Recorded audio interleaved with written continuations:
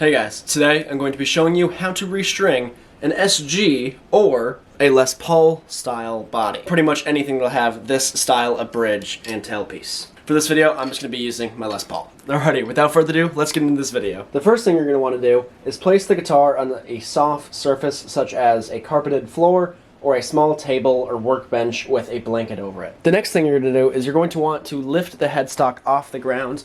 And they make headstock rests and stuff that you can use, but for me, I just like using a roll of paper towels. You're just going to lift this up and rest it there. As long as it's a soft material that's not going to scratch the back of the guitar, and you're able to lift the headstock off the ground, it should be good. Pretty much the only tool you're going to need is a pair of wire cutters, just like these ones here. The first thing you're going to do in order to start the restringing process is take off your old strings. Whether you're restringing it because one broke or just because these ones have gone dead. In this case, that's what happened to this one. So the first thing you're going to do is just start detuning your strings.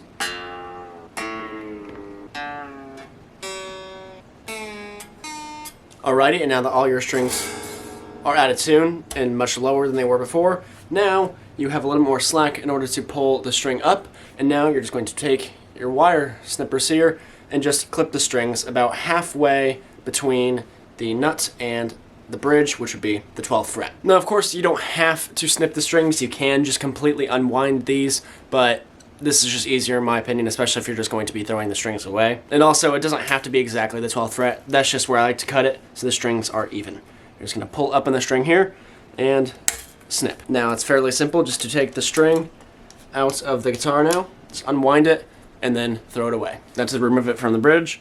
You want to make sure you don't scratch the body, so make sure you want to catch the string as it comes out the other end.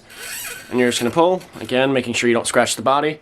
And the same thing, just throw this away. Now you just want to rinse and repeat that process for the rest of the strings. Now that you have all your string clippings, make sure just to dispose of these. And also, now while you're here, now is a great time just to do some general maintenance on the guitar, such as polishing some of the frets, rehydrating the fretboard with some lemon oil or whatever hydration material you have, cleaning the bridge and the tailpiece as needed. I am going to be doing that here today just because they're a little messy. I think it'd be useful to clean it up. And also cleaning up this headstock. It's really easy for dust to get in here, and it's also really hard to take out the dust whenever the strings are on. So just giving this a nice little wipe down will be great for the guitar. Something I like to do while restringing every one of my guitars is lubricating the nut. And the way you do that is you take a graphite pencil here. I like to use mechanical pencils, and this is my lovely Princess pencil. I love this thing. And what you do with it is you just kind of draw a little bit, get some of that graphite inside the nut slots, and that will lubricate the nut, allowing for the strings to not catch and slip inside of the nut slots. So this will help with tuning stability. And once you're done, just kind of wipe off the extra with your finger, and voila, you have a lubricated nut. It's also good to check and see if all of your tuning machines are on correctly.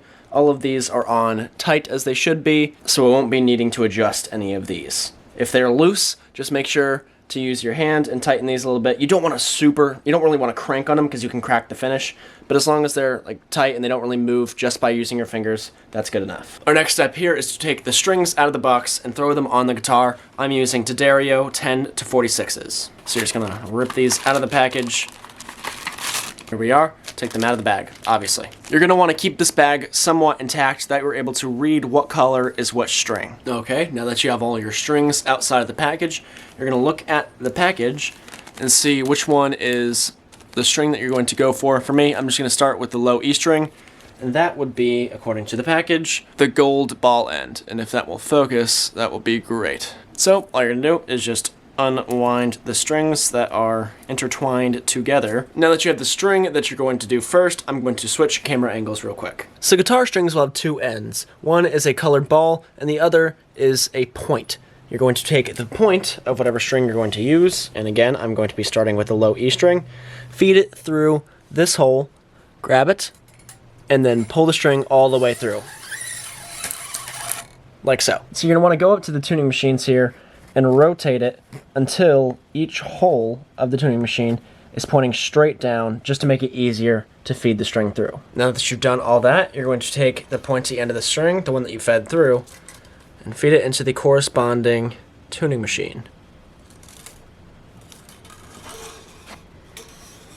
I'm going to pull it almost all the way through, line it up with the nut, and kind of pull it all the way through.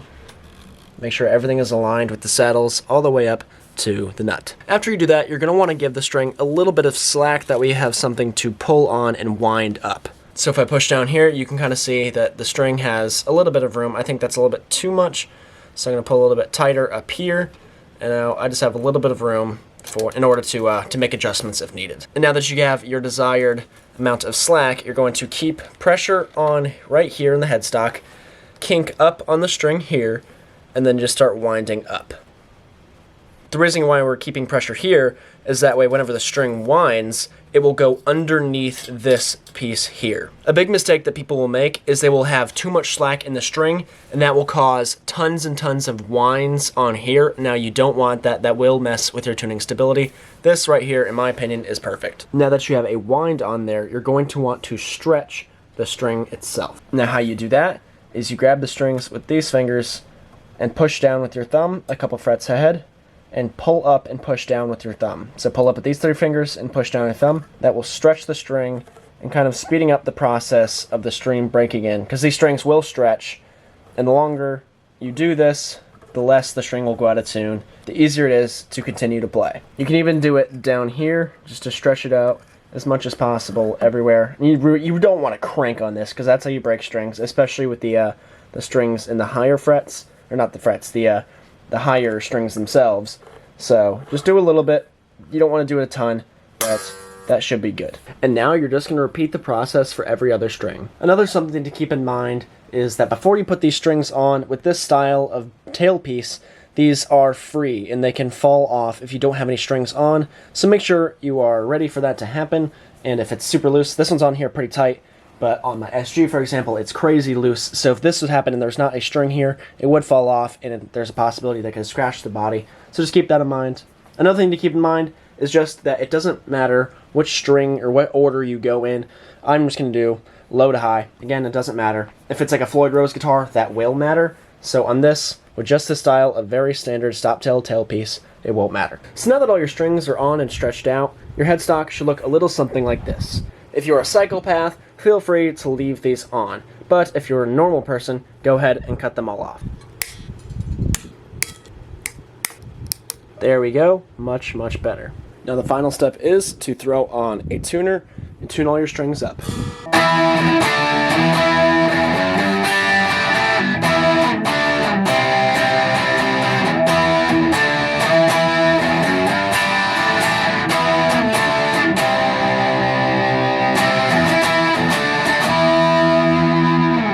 Alright, well now that your guitar is finally tuned up, you are done and you are ready to play.